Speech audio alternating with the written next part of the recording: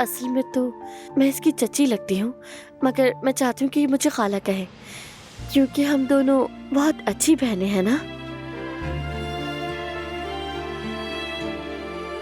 बहुत शुक्रिया तुम्हारा मेरी जान।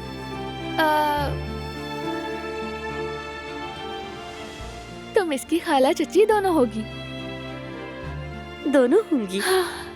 ठीक है, फिर मुझे तो कोई एतराज नहीं। और ये इसके जहान चाचा की तरफ से है।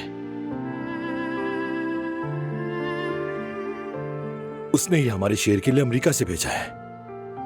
बहुत शुक्रिया।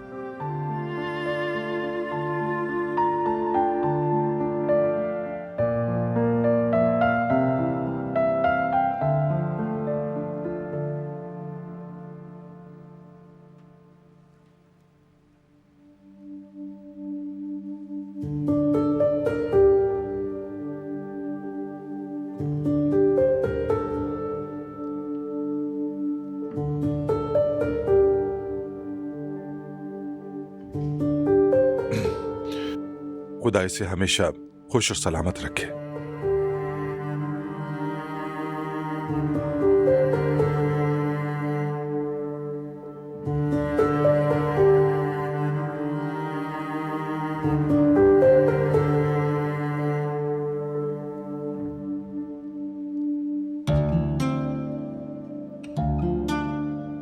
आपका शुक्रिया।